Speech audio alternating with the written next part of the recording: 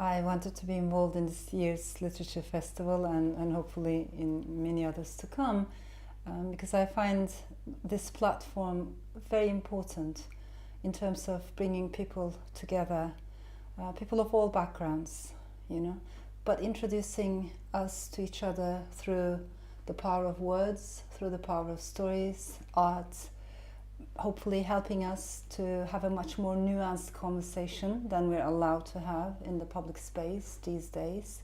So to me it matters a lot, the diversity, both in terms of the audiences that I find here, but also in terms of the conversations that are initiated here. I find it a very important platform. I find it very difficult to answer the question, who is my favorite Asian author? Only because there are so many people. There are so many writers and poets and philosophers and mystics and artists, film directors as well, that I have followed over the years. But particularly in literature, I have followed many Asian authors, sometimes because of their style, the language, the beauty of the language, and sometimes because the stories somehow resonated with me so much. You know, you can read a novel that takes place in Bombay and it is as if it's taking place in Istanbul. To me, that's kindred. You know, there's something that resonates with me at a very deep level. So I'm very interested in Asian literature, and I follow it very closely, both past and present, and this is the only reason why I find it very difficult to name one single person.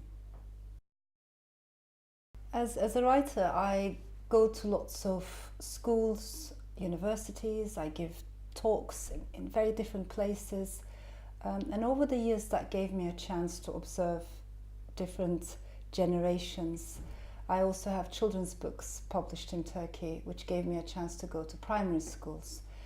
And it always amazed me to see how young children around age 7, 8, when you talk to them, so many of them want to become artists. And at that age, girls are full of chutzpah, they're full of imagination, courage, and they grow a bit faster than boys. And then I would go to high schools and everything has changed. And girls are timid and they have learned to pull themselves back because they're worried about what others are going to say about them.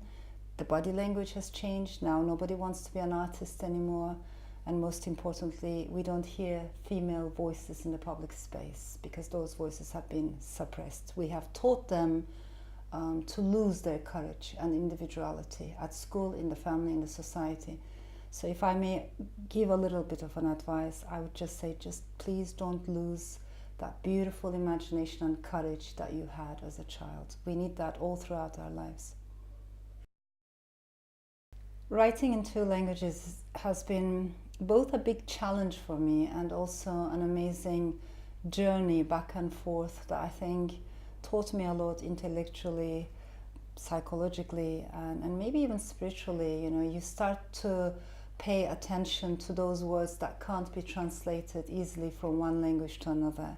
You start asking yourself, why is it like that? So maybe it helps you to take a closer look at each culture. So it's not only grammar or vocabulary, but also the culture surrounding that.